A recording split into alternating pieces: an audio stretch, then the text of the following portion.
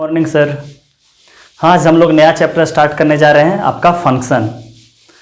आपका हम बता चुके हैं कि बेसिक मैथ आपका बहुत अच्छा रहेगा। फिर बार बार बोल रहे हैं आपका बेसिक मैथ ही पढ़ने वाले हैं हम लोग। आज जो डिफिनेशन वगैरह कुछ कुछ तो पढ़ने वाले हैं, बट जो प्रॉब्लम बनाएंगे वो बेसिक मैथ से ही रिलेटेड बनाएंगे। बात क्लियर है।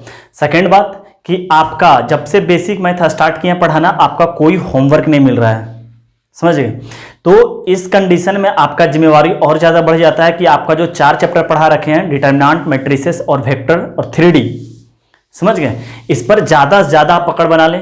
फंक्शन भी पढ़ाने वाले हैं, बहुत दिन चलने वाला है फंक्शन। हाँ, कम से कम 20-22 लेक्चर रहेगा ही फंक्शन का, समझ गए। और आसान चैप्टर है, टफ चैप्टर नहीं है। लिंक बहुत ज़्यादा है, एक दूसरे से लिंक बहुत ज़्यादा है, थ्योरी थोड़ा ज़्यादा है, बट आसान चैप्टर है। आपका बेसिक अच्छा पढ़ा हुआ है तो ये आसान चैप्टर है, समझ गए। तो और भी इसमें भी कोई होमवर्क आपका नहीं है, ना एनसीईआरटी से होमवर्क है। थोड़ा ये बड़ा चैप्टर इसलिए हो जाता है कि आपका इसका कुछ जो पार्ट है 11th में, हाँ, इसको 2 पार्ट पढ़ेंगे फंक्शन का। इसमें 2 पार्ट पढ़ेंगे। एक पार्ट तो आपका 11th से जो रिलेशन एंड फंक्शन है, और एक पार्ट आपका 12th का है जो रिलेशन एंड फंक्शन पढ़ेंगे। इसलिए दोनों पार्ट मिलाकर थोड़ा ये बड़ा चैप्टर हो जाता है, समझ गए बात को। और यहीं से हम लोग कैलकुलस का बेस तैयार करते हैं फंक्शन से। आपका जितना अच्छा फंक्शन रहेगा और आगे आने वाला चैप्टर आपको बता देंगे आज कि कैसे कैसे और भी आगे आने वाला चैप्टर एक दूसरे से लिंक कैसे रहता है इसी टॉपिक से रिलेटेड, समझ गए बात को। तो इसमें भी आपको पूरे फंक्शन के दरमियान कभी भी आपको कोई होमवर्क नहीं मिलेगा, समझ गए। जितना कॉपी पढ़ाते हैं बहुत ईमानदारी से, जब एंड ऑफ चैप्टर हो जाएगा तब बोलेंगे हाँ ये चीज बना लीजिए, बट अभी आपका फिलहाल कोई होमवर्क नहीं है, समझ गए। अब ज्यादा से ज्यादा आप अपना जो पहले चैप्टर पढ़ रखे हैं उस पर ज्यादा से ज्यादा पकड़ बनाइए। मिनिमम कम से कम मेरा कॉपी अच्छा से करने के बाद 70 से 80 क्वेश्चन जरूर बना लें, समझ गए बात को। और आपका अब तो क्लास भी मे बी 21 सितंबर से खुलने वाला है, तो और फंक्शन में बड़ा तेजी से पढ़ा लेंगे। मैंने तेजी से पढ़ाने का मतलब ये नहीं हुआ कि उड़ा कर। हम अभी तो अपना घर पे हैं, तो घर पे एक दिन में 2-3 लेक्चर को हम रिकॉर्ड कर लेंगे, समझ गए बात को। और जब पटना क्लास स्टार्ट करेंगे तो आप तो उतना पढ़ नहीं पाइएगा, तो हम पटना में जब भी स्टार्ट करेंगे तो दूसरा टॉपिक स्टार्ट करेंगे जो कैलकुलस से लिंक ना रहे, समझ गए बात को। और आप तब तक आराम से पढ़ते रहिएगा अपना फंक्शन को लेक्चर। तो हम यहाँ लेक्चर फंक्शन को पूरे तरह से रिकॉर्ड कर लेंगे, तभी हम यहाँ से पटना जाएंगे। और हम सोच रहे हैं कि इसको बस 7 से 8 दिन में हम निपटा लें। 15, 16, 20 लेक्चर के आसपास जो भी जाए हम कर लेंगे, समझ गए सर। तो ठीक है सर, अपना फंक्शन स्टार्ट करते हैं। हाँ देखिए सर, फंक्शन स्टार्ट करते हैं। सबसे पहले समझते हैं कि ये फंक्शन होता क्या है। सबसे पहला जो वर्ड है हम लोग का, फंक्शन का मतलब क्या होता है। तो फंक्शन का मतलब सबसे पहले क्या होता है कि एक आप मशीन की तरह ट्रीट करें इसको। हाँ, कि फंक्शन एक प्रकार का क्या है, मशीन है। अच्छा, मशीन का वर्क क्या होता है कि आप उसमें क्या कीजिएगा, कुछ इनपुट डालिएगा, उसके रिस्पेक्ट में क्या आएगा, आपका कुछ आउटपुट आएगा, समझ गए। तो जो आप मशीन में क्या करते हैं, इनपुट डालते हैं, समझ गए, that is called domain, that is called domain. और आउटपुट जो आता है, हाँ, दैट इज रेंज, समझ गए बात को। तो ये फंक्शन में हम अभी इसमें बहुत ज्यादा ग्राफ भी पढ़ने वाले हैं। तो इस ग्राफ में यही पढ़ने वाले हैं कि इसका डोमेन क्या है और इसका रेंज क्या है। तो डोमेन का मतलब हमेशा समझिएगा क्या कि इनपुट उसमें क्या डाल रहे हैं। जैसे कोई मशीन है तो उसमें क्या करेंगे, बहुत सारा का हम हर एक चीज का, जैसे मॉडुलस फंक्शन था, लॉग फंक्शन था, सब एक प्रकार का क्या था, मशीन ही था। हम भी और भी पढ़ने वाले हैं इस बार, सिग्नम फंक्शन पढ़ने वाले हैं, ग्रेटेस्ट इंटीजर फंक्शन पढ़ने वाले हैं, बहुत और भी फंक्शन है, फ्रैक्शनल पार्ट फंक्शन है, समझ गए। तो ये सब फंक्शन में क्या होगा कि देखेंगे कि अच्छा x का वैल्यू ये रखेंगे तब y का वैल्यू क्या आएगा। हाँ, x हमारा क्या कहलाता है, डोमेन कहलाता है, समझ गए, कि इस चीज का वैल्यू रखेंगे तब क्या होगा, ये वैल्यू रखेंगे तब क्या आएगा। और डोमेन का मतलब क्या होता है कि जो हम x का वैल्यू रखते हैं, जैसे इंटरवल में आप पढ़े थे तो आपको बताए थे, देखिए कि x ये नहीं रख सकते हैं, x ये नहीं रख सकते हैं, क्योंकि कोई भी जो आउटपुट आएगा आपका डोमेन के रिस्पेक्ट में आएगा कि आप डोमेन को क्या क्या देते हैं, समझ गए। अब जो चीज जैसे कोई प्रकार का जो मशीन है, हम एग्जांपल मशीन ही से लेते हैं क्योंकि फंक्शन एक प्रकार का मशीन ही समझते हैं। तो जैसे मान के चलते हैं क्या कि आप मशीन लिए, हाँ, कोई भी मशीन लिए, वो कोई चीज उसमें डालते हैं जो वो ले ही नहीं सकता है। अब बात समझ रहे हैं, हम कोई एग्जाम्पल छोटा सा आपको देते हैं, से दे नहीं सकते हैं, लेकिन इस बात को समझिए कि कोई मशीन है, उसका कुछ माने उसका काम ही नहीं, आप ऐसा चीज डाल दो उसमें कि कुछ कर ही नहीं। आप मान चलो मशीन लो, उसमें ईटा कपड़ा डाल दो, वो क्या आउटपुट निकालेगा, कुछ नहीं है, माने कि वो बेकार है, समझ गए। इसी प्रकार डोमेन है कि डोमेन वही एग्जिस्ट करेगा जो आप इंटरवल में पढ़ते आए हैं कि हाँ ये x का वैल्यू आप देखेंगे ना कि x वैल्यू ये नहीं देंगे, क्यों, क्योंकि अनडिफाइन हो रहा। तो पूरे डोमेन के दरमियान यही पढ़ेंगे हम लोग कि क्या क्या डोमेन दे सकते हैं इनपुट में और क्या क्या नहीं दे सकते हैं। तब फंक्शन का मतलब सीधा हो गया कि एक प्रकार का मशीन है। अब हम लोग समझते हैं क्या कि ये होता क्या है, समझ गए। अब जो क्लासिकल डिफिनेशन है, जो बाई बुक से डिफिनेशन है, वो समझते हैं। देखिए क्या कि let A and B two non empty sets, समझ गए। दो नॉन एम्प्टी सेट है, समझते हैं। सेट थ्योरी तो आप पढ़े ही होंगे, हाँ, और पढ़ा भी रखे हैं सेट थ्योरी कि दो क्या रहता है, सेट रहता है। तो मान चलते हैं सेट ए और सेट बी दो रहेगा, हाँ। F is a rule which associated etch element, F एक प्रकार का रूल है, समझ गए। एक प्रकार का रूल है जो एक दूसरे से क्या करता है, रिलेट करता है। आप रखिए ना, आप सगे संबंधी रहते हैं ना, गेस्ट वगैरह, तो क्या रहता है, कोई शादी भी होता है, एक अगुआ रहता है, समझ गए बात को, जो दोनों परिवार को, फैमिली को क्या करता है, जानता है, समझ गए। तो वही एक प्रकार का फंक्शन एफ जो है, जो सेट ए है और सेट बी है, दोनों को क्या करता है, रिलेट करता है। दोनों क्या, एफ एक फंक्शन है जो दोनों क्या करता है, रिलेट करता है। ऐसा रिलेट करता है, associate each element of set A with unique element of set B. और रिलेट ऐसा करता है कि मान के चलिए सेट ए में जितना एलिमेंट है, आप समझिएगा, नहीं तो फिर बार बार भूलते रहोगे, कि सेट ए में जितना भी एलिमेंट है, सेट ए में जितना भी एलिमेंट है, उसका यूनिक एलिमेंट, चाहे यूनिक रिलेटेड आप बी से जो करते हो, यूनिक एलिमेंट क्या रहना चाहिए, बी में रहना चाहिए, यूनिक। यानी कि सेट ए का एक ही एलिमेंट के साथ क्या एसोसिएट रहना चाहिए, सेट बी में रहना चाहिए, एक सिंगल एलिमेंट। वही सारा रख दिखा with unique element of set B, then F is called function from A to B. तब बोला जाएगा फंक्शन ए से बी में बन रखा है। सेट ए का यूनिक एलिमेंट किस में बनना चाहिए, बी में बनना चाहिए। सेट ए का यूनिक बस एक ही बनना चाहिए, दो नहीं बन, जहां दो बना तो वो गलत हो जाएगा, वो फंक्शन नहीं कहलाएगा। तो क्या बोले फंक्शन का डिफिनेशन कि दो सेट रहेगा, दो नॉन एम्प्टी सेट, मतलब कि सेट में कुछ एलिमेंट होना चाहिए। और एफ एक प्रकार का फंक्शन है जो दो रिलेट करता है, ऐसे रिलेट करता है कि सेट ए का यूनिक एलिमेंट क्या रहता है, सेट बी में। तो इस तरह अगर यूनिक एलिमेंट रहता है तो फंक्शन एफ को क्या बोला जाता है, क्या लिख रखे हैं कि set A with unique element of set B, then F is called function from A to B. तो फंक्शन क्या बनता है, ए से B. Here set A is called domain, set A को क्या बोला जाएगा, डोमेन। सेट बी को बोलते हैं कोडोमेन, सेट बी को क्या बोलेंगे, codomain. The set of elements B which are images of the element of set A is called a range of F. हाँ, ये सब समझते हैं बाद में। अब देखिए आपको एग्जांपल क्या बता रहे थे कि सेट ए आपको दिखाई दे रहा है, ये सेट ए में क्या एलिमेंट 1 2 3, सेट बी में क्या है ए बी सी। तो इसका आप क्या देख लीजिएगा कि यूनिक एलिमेंट सबको बना देते हैं, समझ गए। ए जो रिलेट है किससे है, 1 से, 2 जो रिलेट है वो बी से, 3 जो रिलेट है वो किससे है, सी से। तो इस दरमियान ये समझिएगा कि सेट ए का जो 3 एलिमेंट है 1 2 3, वो एक यूनिक एलिमेंट सेट बी के साथ बना हुआ। क्या ए कोई दूसरे के साथ और भी लिंक है, नहीं, एक का लफड़ा एक ही के साथ रहना चाहिए। लफड़ा समझता है अच्छा तरीका से, एक का लफड़ा एक ही तरह, दो करेगा तो फंस जाएगा बुरा तरीका से। ऐसे भी याद रखना, एक ट्रिक है, बड़ा मस्त ट्रिक है, ऐसे ही याद रखते हैं कि एक का लफड़ा एक ही के साथ, दो के साथ जी नहीं पाएगा। समझ गया बात? हाँ समझ रहा है, बस समझ रहे, एक के साथ एक ही लफड़ा है। अच्छा, इस दरमियान क्या समझते हैं कि अगर एक के साथ एक लफड़ा है तो क्या लिखेंगे इसे, F from A to B. F ऐसे चाहे ऐसे पढ़ लो, F is a function, F is a function from A to B. इस दरमियान क्या हुआ, जितना सेट ए में एलिमेंट रहता है उसको क्या बोला जाता है, डोमेन। जैसे 1 2 3 ये क्या हो गया, डोमेन। कोडोमेन एबीसी, रेंज भी एबीसी। रेंज किसको बोला जाता है कि जो सेट ए का जो यूनिक इमेज बनाया है सेट बी में, चाहे यूनिक एलिमेंट एसोसिएटेड क्या कर रखा है सेट बी के साथ। हाँ, तो समझिए फिलहाल रेंज अभी एबीसी, जो कोडोमेन से एबीसी, और आगे बात करते हैं आपका। यहां देखिएगा कि सेट ए के, और भी बात कि सेट ए के सारा एलिमेंट एसोसिएटेड रहना चाहिए किससे, सेट बी से। सेट ए का सारा एलिमेंट, यानी कि सेट ए को क्या बोला गया है, डोमेन। तो डोमेन का सारा एलिमेंट एसोसिएटेड रहना चाहिए, सारा एलिमेंट डोमेन का, समझ गए। अच्छा, अब देखिए ये सब एग्जाम्पल जो लिए हैं अलग अलग प्रकार का एग्जाम्पल लिए, समझ गए। यहां पर तो बड़ा सुंदर एग्जाम्पल था, सब एक दूसरे से क्या था ये। अब देखिए इसमें क्या आ गया कि सेट ए में क्या है 1 2 3, सेट बी में क्या है, यहां सेट बी इसको मान लेते हैं, आप मान लीजिए कि सेट बी क्या है, ए बी सी डी। अच्छा, आप अपना एग्जाम्पल पकड़ना, समझ गया।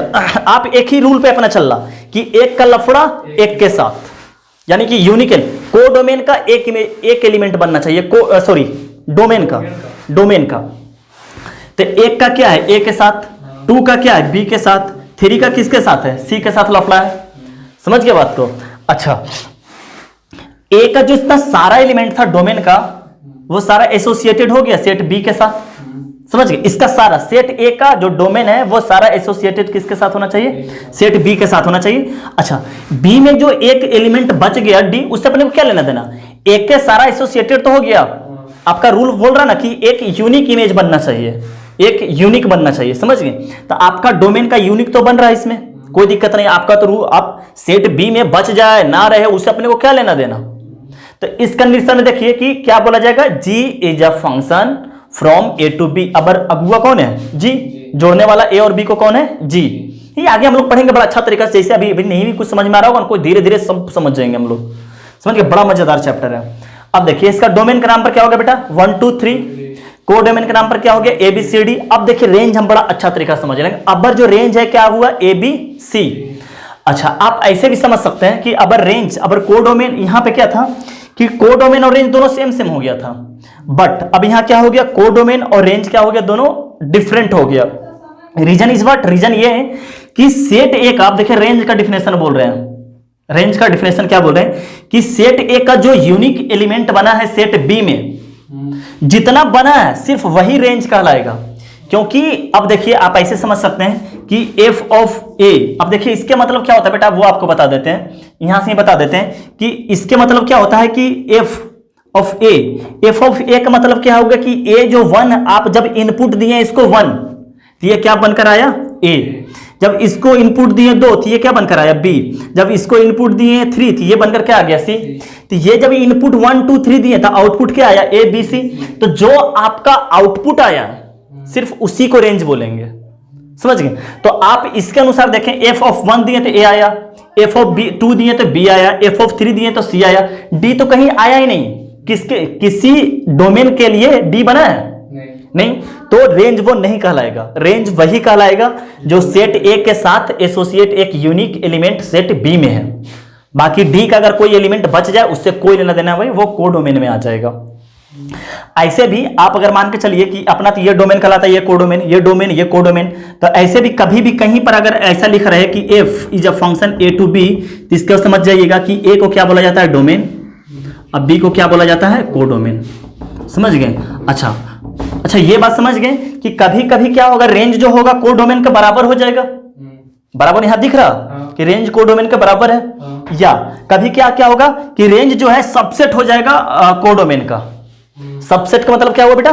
कि रेंज को डोमेन में बिल्कुल समा जाएगा, या उसके बराबर भी हो सकता है, यानी कि ये इसका सबसेट बन सकता है रेंज। हाँ, ये सब सारा बात लिखा देंगे। अब देखिए तीसरा एग्जांपल समझते हैं। समझ गया? तीसरा एग्जांपल, ए बी सी 3 गो है, A2 1 2 3 डोमेन में, और ए बी सी इसमें है को डोमेन में। अब समझिएगा कि आप बताइए कि अपना बुद्धि के अनुसार कि ये फंक्शन है कि नहीं, ये फंक्शन है या नहीं है। क्यों है? यूनिक ही बना रहा। अब देखो कि 1 का लफड़ा ए के साथ है, 2 का लफड़ा ए के साथ है, लेकिन दोनों का है तो यूनिक ही। समझ रहा ना? बोलेंगे कि एक, इधर समझना कि एक जो है, एक का लफड़ा किससे है? एक के साथ। क्या वो 2 के साथ लफड़ा बना लिया? नहीं, अपना अपना अपना बना, सिद्धांत पे ही रहो, अपना प्रिंसिपल पे नहीं रहो। समझ गया? एक का लफड़ा एक के साथ है, 2 का लफड़ा भी एक के साथ है, तो एक ही के साथ, 2 के साथ तो नहीं बनाया रिलेशन। समझ रहा? 2 का बनाने मतलब होता कि 1 का ए के साथ भी हो जाता, 1 ही का बी के साथ भी हो जाता। आपका क्या बोला था कि सेट ए का यूनिक इमेज होना चाहिए, है यूनिक इमेज। जैसे इसमें देखो बड़ा बड़ा मान खूबसूरत चीज है यार, खूबसूरत चीज। जैसे एक्स स्क्वायर है, इसको देखो इनपुट दो -1 तब पर भी आउटपुट देगा 1, 1 दो तब पर भी आउटपुट देगा 1। समझ गया? तो ये सब आगे बताएंगे, बड़ा मजेदार चीज है। समझ गया?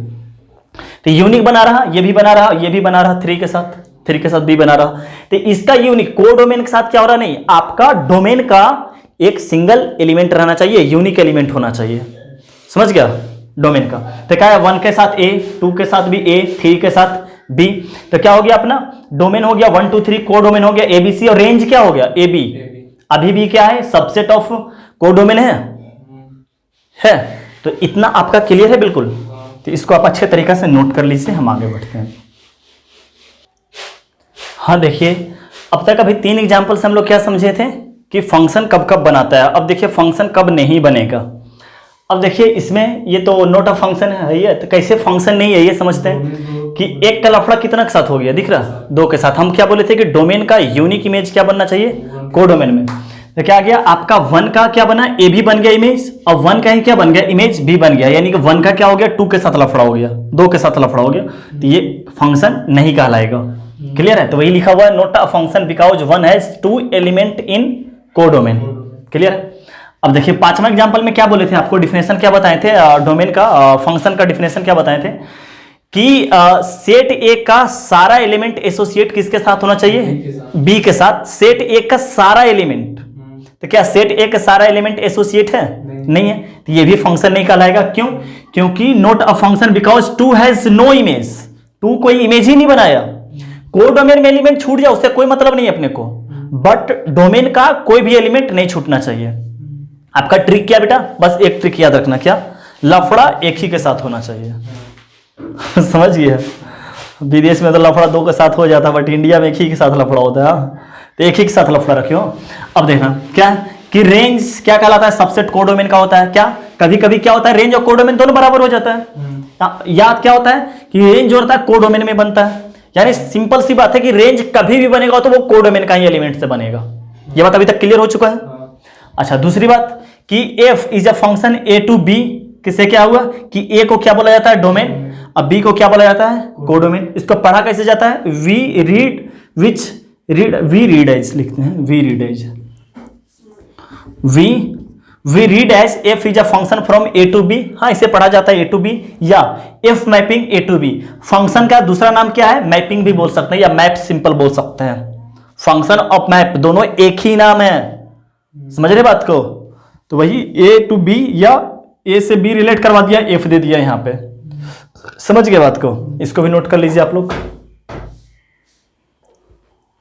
चलो, हाँ देखिए क्या है कि फंक्शन का डिफिनेशन 2 और 3 सबका मीनिंग एक ही है, समझ गए, सिर्फ इंग्लिश लिखने का तरीका अलग अलग है, समझ गए, बाकी सब सेम है।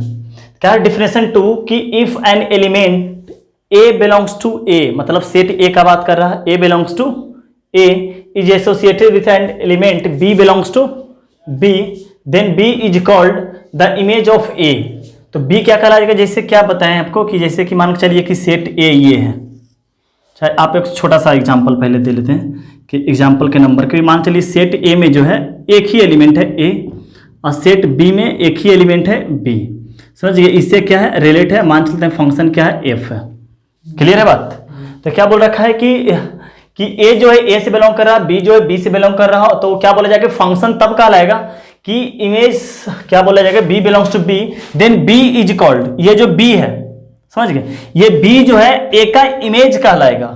मान के चलिए अगर यहाँ पे आप मिरर लगा देते हैं, तो आप जब ए को खड़ा कीजिएगा मिरर के सामने, तो उसका बी दिखाई देगा, वो मतलब कि ऐसा होना चाहिए, समझ गए बात को, कि इमेज बनेगा बी और image of A under F. हाँ, ए का जो इमेज बनेगा under function F, the value of the function F of at A also A is called the preimage of B. हाँ, ए जो कहलाएगा pre image, ऐसे B ये है, ये इसका इमेज बना, तो बी को क्या बोलेंगे, प्री इमेज ऑफ ए, समझ गए, ए को क्या बोला जाएगा, preimage of B, preimage of B and argument under the function. हाँ, या आर्गुमेंट बोल सकते हैं, ए को क्या नाम दिया है, या तो आर्गुमेंट दिया है, ए का नाम क्या दिया है, या तो आर्गुमेंट दिया है, या प्री इमेज ऑफ बी बोला है, इमेज बना है ए का बी का प्री इमेज बना है ए को आर्गुमेंट भी बोल रखा है, क्या जो बोला जाता है बहस का मुद्दा। आर्गुमेंट मतलब क्या हुआ कि बहस का मुद्दा, इसलिए बोला गया इसको बहस का मुद्दा क्योंकि जो भी काम करने वाला है वो डोमेन ही करने वाला है। डोमेन को आप चेंज कीजिए, रेंज तो खुद ब खुद चेंज होते रहेगा, इसीलिए बोला है क्या, बहस का मुद्दा। आप ऐसे भी समझ सकते हैं कि मान चलिए कि एक एग्जाम्पल लेते हैं कि ए बना लिए और इसको मान लिए, हाँ 1 2 3, और इसको मान लिए ए बी सी, और ये फंक्शन एफ है। तो इसके बारे में अभी बता चुके थे कि अगर मान चलिए कि एफ ऑफ ए का मतलब क्या हो गया ए, एफ ऑफ 2 के मतलब क्या आ गया बी, एफ ऑफ 3 का मतलब क्या आ गया सी। तो बहस का मुद्दा बोलने का मतलब क्या हुआ कि आप अगर इस फंक्शन, कोई ऐसा फंक्शन होगा जिसको 1 दिए तो वो आउटपुट बनकर आ गया ए, समझ गए। एक एग्जाम्पल से और समझाते हैं आपको अच्छा तरीका से कि मान चलिए कि एफ एक्स जो है वो x² + 3x है, समझ गए। F x square. तो अब देखिए बहस का मुद्दा क्या है कि आप एक्स का वैल्यू चेंज करते रहो, ये खुद चेंज होते रहेगा। जैसे एक्स का स्थान पर क्या रख दिए 1, ये क्या बन गया आपका 1 3 4 4 बन गया। 2 रख दीजिए तो आपका क्या बन गया, वो क्या बन गया 4 16। तो आप इसका चाहें तो आप फंक्शन बना सकते हैं, जिससे फंक्शन क्या बना सकते हैं, इस तरफ रख दिए 1 2 और इस तरफ क्या बना दिए 4 और 10। तो इसका इसके साथ बन गया, ये इसके साथ बन गया। ये फंक्शन अपना कोई फंक्शन एफ एक्स है ना फंक्शन, तो इसी को एफ एक्स बोल दीजिए, एफ फंक्शन बोल दीजिए, इसको ए बोल दीजिए, इसको बी बोल दीजिए। तो यही तो आपका रेंज बन गया। जो आउटपुट बनकर आ जाता है वो क्या कहला जाता है, रेंज बोलिए या कोडोमेन भी आप बोल लीजिए। लेकिन कोडोमेन और रेंज में अंतर है, समझ के बात को। फिलहाल अभी रेंज और कोडोमेन दोनों क्या है, सेम है। तो फंक्शन का मतलब समझ गए कि इनपुट को डालना तो आउटपुट उसके कुछ रिस्पेक्ट में क्या होता है, निकलना, समझ गए। और बाकी तो फंक्शन बता ही चुके हैं कि कब का फंक्शन बनेगा और कब का फंक्शन नहीं बनेगा। उसका एक ट्रिक, सबसे अच्छा ट्रिक क्या है, एक का लफड़ा एक ही के साथ, समझ गए। पढ़ लीजिएगा फंक्शन, हाँ वही बात है, हाँ कि ए रिलेशन आर, जो फंक्शन वगैरह एफ जी ले रहता है वो R from set A to set B is called function if each element of A associated with same element में, हाँ each element of A has unique image of B, हाँ वही बात है। चलिए आगे बढ़ते हैं। हाँ देखिए डोमेन और रेंज का डिफिनेशन समझते हैं अब कि क्या डोमेन क्या होता है कि all value of X where function is defined called domain. क्या बोला है, एक्स का कोई भी जैसे फंक्शन दे रखा है, अभी तो हम लोग बहुत देखते हैं क्वेश्चन इंटरवल में एफ एक्स बराबर लेते थे ना, एफ एक्स बराबर एक्स वगैरह कुछ, हाँ तो वही हमारा क्या कहलाता था, फंक्शन कहलाता था। तो जहां जहां पर एक्स डिफाइन होता है वही अपना क्या कहलाएगा, डोमेन। हाँ जितना इंटरवल में लिए थे सब फंक्शन ही लिए थे, समझ के बात। तो जो जो एक्स का वैल्यू आता था इंटरवल में, इंटरवल में आप किसका वैल्यू हमेशा निकालें, एक्स का। तो जो जो एक्स का वैल्यू आया वो सारा डोमेन था। जहां तो वही लिख रखा है, जहां जहां पे क्या होता है डिफाइन होगा फंक्शन, वही क्या कहलाएगा, डोमेन। जैसे क्या है, मान के चलिए फंक्शन ले लिए 1/x, तो इसका डोमेन क्या होगा, 1/x डोमेन हो जाएगा। एक्स का क्या वैल्यू होगा, एक्स का सब वैल्यू होगा, सिर्फ जीरो नहीं होगा, समझ रहा है क्या होगा, x is greater than zero होगा ना।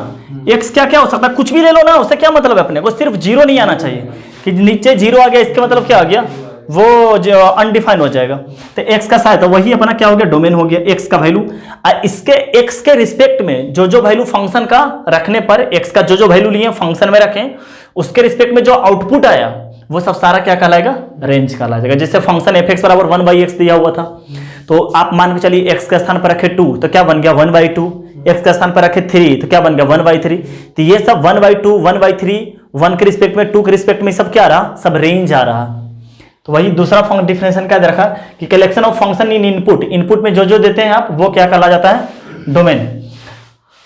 All possible value of y where function is defined, हाँ आप y बोले या fx बोले दोनों बात सेम है। हाँ आप ऐसे चाहे तो ऐसे लिख लीजिए, y बराबर fx भी लिख सकते हैं आप, समझ गए। y बराबर क्या होता है, fx, वो सब क्या, कलेक्शन ऑफ आउटपुट, हाँ इज कॉल्ड रेंज, समझ गए। चलिए तो आगे बढ़ते हैं। हाँ देखिए अब समझते हैं क्या कि ग्राफिकल डिफिनेशन ऑफ फंक्शन क्या होता है।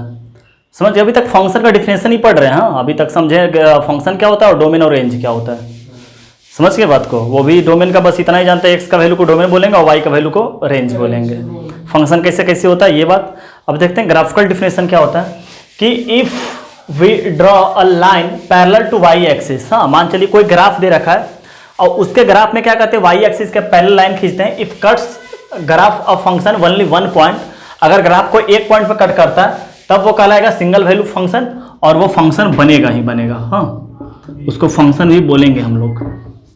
वही क्या करते हैं, ग्राफ को क्या करते हैं, पैरेलल टू वाई एक्सिस खींचते हैं और ग्राफ को क्या करता है 2 पॉइंट पे कट करता है, तो उसको बोलते हैं मल्टी वैल्यूड फंक्शन। अब वो फंक्शन नहीं कहलाता है, समझ गए। अब देखिए क्या बनाता है, हम लोग एग्जांपल से समझते हैं कि F X equal to X cube, F X equal to क्या है, एक्स क्यूब। इसका जो ग्राफ बनेगा आप बताइए कि इसका डोमेन क्या होगा। अब भाई इसका डोमेन क्या होगा, एक्स का वैल्यू तुम कुछ भी रख सकता है क्या, बिल्कुल आजादी, कुछ भी रख सकते हैं, तेरा जो मर्जी करे वो रख ले, समझ गए। और इसका मतलब बताए थे कि एफ एक्स इक्वल टू क्या होता है, वाई होता है। एफ एक्स इक्वल टू क्या होता है, वाई। तो क्या बता रहे थे कि F X equal to X cube, हाँ तो एक्स का वैल्यू तेरा मर्जी कुछ भी कहीं पर अनडिफाइन हो सकता है क्या ये, अरे ऊपर ऑल रियल नंबर रख सकते हैं, मतलब कि माइनस एन पे एक्स का वैल्यू तो यही तो होता है। अच्छा एक्स का वैल्यू रखने के दरमियान, अच्छा वाई का वैल्यू क्या क्या आ सकता, अगर इसको एक्स का ऑल रियल नंबर दे देंगे तो जो आउटपुट आएगा वो भी ऑल रियल नंबर आ जाएगा, बिल्कुल, वो भी ऑल रियल नंबर आ जाएगा। यानी ग्राफ जो बनेगा यूं बनेगा कुछ, हाँ यूं थोड़ा बनेगा कुछ, एक तो यूं कुछ होगा, समझ गए, और कुछ क्या हो जाएगा, यूं हो जाएगा। अच्छा अब देखिएगा, आपको बता रहे हैं कुछ बातें कि अगर x का वैल्यू आप बढ़ाते जाइएगा तो y का वैल्यू क्या होगा, बढ़ते चला जाएगा। सोचो ना, 1 रखेगा तो 1, 2 रखेगा तो 4, 3 रखेगा तो 9, सॉरी 3 रखेगा तो 27, 2 रखेगा तो 8, माने बड़ा तेजी से ग्राफ क्या होगा, बढ़ते जाएगा। समझ गए। अगर निगेटिव रखेंगे तो क्या होगा, बड़ा तेजी से ग्राफ घटेगा।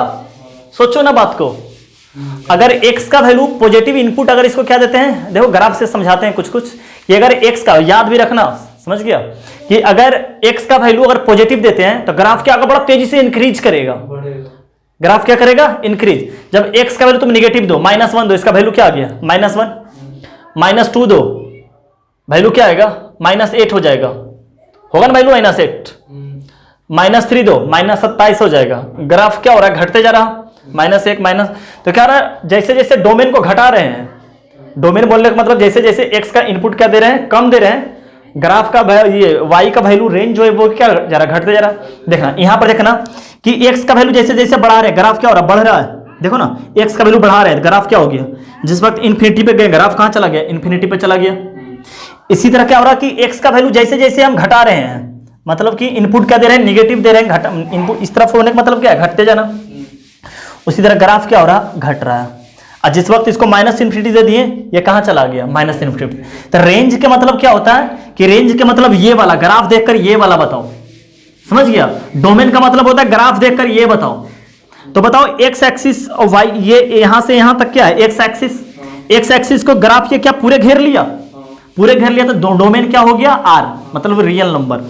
क्या y एक्सिस को ये पूरे घेर लिया, तो रेंज भी क्या हो गया, r। देख रहा ना, x का वैल्यू जैसे जैसे बढ़ा रहे हैं, ग्राफ क्या हो रहा है, ऊपर की ओर भाग रहा है। हाँ, ये नहीं बनाना, हम जो बना रहे हैं ये नहीं बनाना, ग्राफ ऊपर की ओर भाग रहा है। तो डोमेन का वैल्यू बढ़ाते जाना और ग्राफ ऊपर की ओर भागते जाना, इसके मतलब क्या हो कि इंक्रीज कर रहा है ग्राफ, समझ गया। अब देखो, डोमेन का वैल्यू इस तरफ भागना, तो ग्राफ क्या हो रहा है, और नीचे की तरफ भाग रहा है, तो मतलब इस तरफ क्या हो रहा कि, हाँ इस तरफ से क्या हो रहा है, ये डिक्रीज हो रहा है। हाँ, वाई का वैल्यू इधर भी तो डिक्रीज ही करता है, समझ गए। तो इसके मतलब अगर डोमेन तुमसे कोई पूछे तो क्या हो गया कि डोमेन इसका आर, सॉरी चाहे उतना शॉर्टकट अब लमकन नहीं, हाँ डोमेन का मतलब क्या हो गया, आर, और रेंज का मतलब भी क्या हो गया, आर। आर का मतलब ऑल रियल नंबर सब वैल्यू। अच्छा, जो सिखा रहे थे मुद्दे का बात ये है कि जो मुद्दे पर बात करें तो वो तो मुद्दा ही भूल गए। हाँ, अब ये क्या बन गया, F Y equal to X cube क्या बन गया, एक ग्राफ। अब क्या पूछ रहे हैं कि क्या ये फंक्शन है। हाँ, तो हम आपको क्या बोले कि फंक्शन पता करने के लिए, फंक्शन पता करके ग्राफिकल मेथड सीख रहे हैं कि फंक्शन को पता करने के लिए क्या वाई एक्सिस के पैरेलल एक लाइन खींचिए। अगर ग्राफ को एक ही पॉइंट पे कट कर रहा है तो वो फंक्शन कहलाएगा, अदरवाइज वो फंक्शन नहीं कहलाएगा। तो मान चलो वाई एक्सिस कहीं पर खींच दिए, ये मान चलो वाई एक्सिस खींच दिए, ये ग्राफ को कितना पॉइंट पे कट किया, एक पॉइंट पे, कहेगा यहां कट किया, सो कहीं ग्राफ का टुकड़ा है, तो ये तो एक्स एक्सिस है। हाँ, ग्राफ को तुम कहीं पर खींचो, ग्राफ पर वाई एक्सिस के पैरेलल लाइन खींचे ग्राफ पर, वो एक ही पॉइंट को कट करेगा। तेरा मर्जी तुम यहां खींच ले, एक ही पॉइंट पे कट किया, तेरा मर्जी तुम यहां खींच ले, एक पॉइंट पे कट करेगा, तेरा मर्जी यहां खींच ले। अगर एक ही पॉइंट पे कट कर रहा है तो इसका मतलब क्या हो गया, हाँ वो फंक्शन कहलाएगा। अगर वो दो पॉइंट पे कट कर देता है तो वो फंक्शन नहीं कहलाएगा। एक पॉइंट पे कट करने मतलब सिंगल वैल्यूड फंक्शन। तुमको और एग्जांपल देते हैं। हाँ, एक्स क्यूब का ग्राफ भी याद रखना, डोमेन भी याद रखना, रेंज भी याद रखना, समझ गया। दूसरी बात, हाँ जैसे पाराबोला ले लेते हैं हम लोग, जैसे आपको याद होगा Y square is equal to X. हाँ, सब कुछ आपको ये याद होगा, रेक्टेंगल रेक्टम वेग सब कुछ पता है तेरे को। हाँ हाँ, तो ये ग्राफ कैसा बन जाएगा, इस तरफ ग्राफ बन जाएगा, ये बन जाएगा पाराबोला का Y square is equal to X, समझ गए। तो इसके पैरेलल एक्स का लाइन खींचते, ग्राफ को कितना पॉइंट पे कट किया, 2 पॉइंट। अरे ग्राफ को कितना पॉइंट पे कट किया, 2 पॉइंट। ये क्या फंक्शन कहलाएगा, ये फंक्शन नहीं कहलाएगा, ये फंक्शन नहीं कहलाएगा। हाँ, ये फंक्शन नहीं कहलाएगा, जहां कटकुट लगा देंगे ना वो फंक्शन नहीं कहलाएगा, समझ गए बात को। और ये फंक्शन कहलाएगा, समझ गए बात को। अच्छा, ये बनाते हैं, आपको एक एग्जांपल देते हैं कि x square plus Y square is equal to 4। इसके मतलब किसको रिप्रेजेंट करता है, इक्वेशन ऑफ सर्कल। पढ़ा है सर्कल, ये इक्वेशन ऑफ सर्कल को रिप्रेजेंट करता है। इसका सेंटर कितना है, 0,0, सेंटर कितना है 2, समझ गया। तो ये अपना बना लिए सर्कल, कोई ग्राफ खींचते हैं, कितना पॉइंट पर कट किया? 2 पॉइंट, तो ये भी फंक्शन नहीं कहलाएगा। समझ गए बात को? और भी खींचते हैं, मॉडुलस फंक्शन खींचते हैं हम लोग।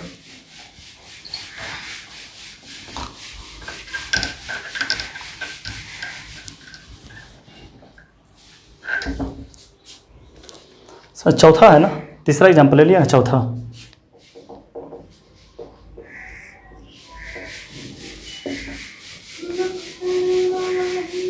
कौन सा ग्राफ है? y is equal to mod X का, क्या ये फंक्शन है या नहीं? ये जल्दी से बताते हैं जिसे। DF मतलब डोमेन, RF का मतलब रेंज। चलो ये y एक्सिस के पैरेलल खींचे, ग्राफ को कितना बार कट किया? 1 पर। ये फंक्शन है। चलो इसका हमको डोमेन बताओ। अबे डोमेन बताना जल्दी से, डोमेन बताओ।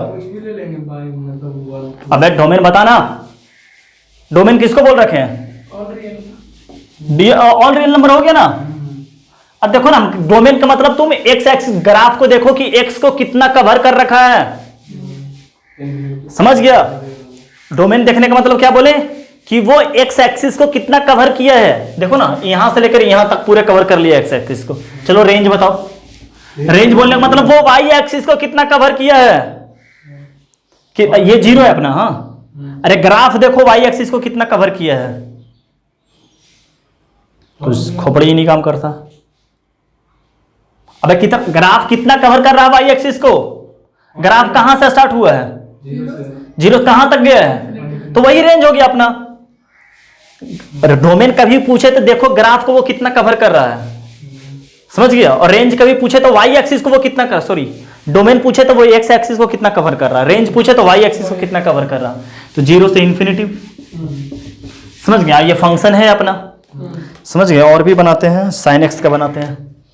और 5वां, आप लोग, हम उम्मीद करते हैं कि साइन एक्स का आप फंक्शन जानते हैं, अगर आप जानते हैं। हाँ वगैरह वगैरह इस तरफ। हाँ अब इसको मिटा देते हैं थोड़ा सा।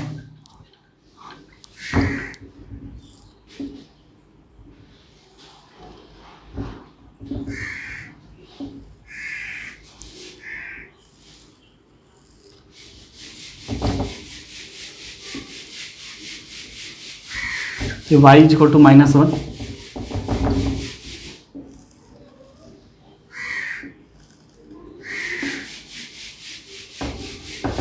क्या ये फंक्शन है? क्या ये फंक्शन है? बताओ जल्दी। अरे है ना फंक्शन। अरे एक ही कहीं पे खींचो ना, एक ही पॉइंट को कट करेगा भैया, फंक्शन है। चलो इसका डोमेन बताओ।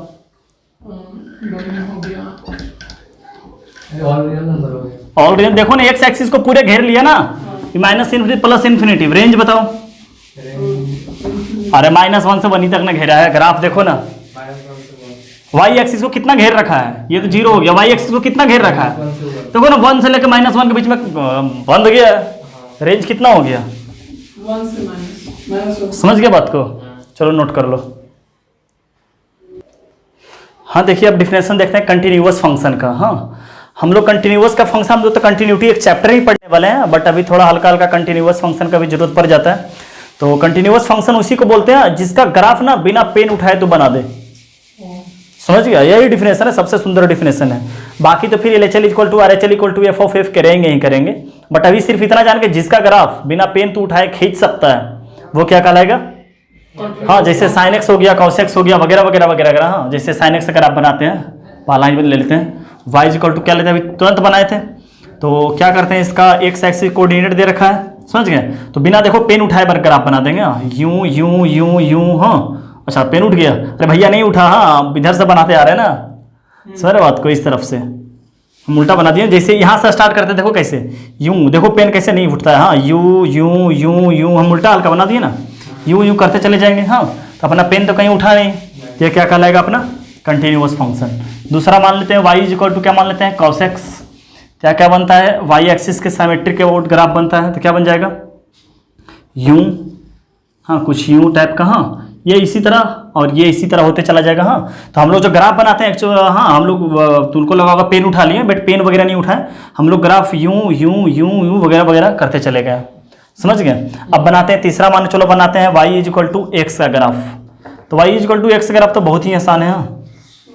क्या बना लेते हैं, यूं खींच लेते हैं और यूं खींच लेते हैं। तो तुम सोच रहे हो फिर से पेन उठा लिए, तो भैया नीचे से ऊपर की ओर खींच लो ना, नहीं पेन उठेगा। समझ गया बात को, कंटिन्यूअस फंक्शन इसको कहते हैं। चलिए अब आगे बढ़ते हैं।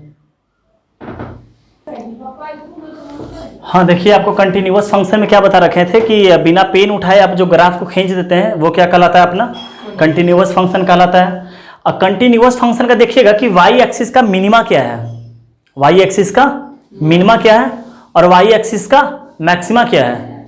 समझ गए, वो क्या कहला जाएगा अपना रेंज। जैसे साइन एक्स कॉस एक्स का देखे थे, 1 और 1 के बीच में क्या हो गया था, कवर हो गया था, इसलिए रेंज क्या हो गया था, -1 से 1।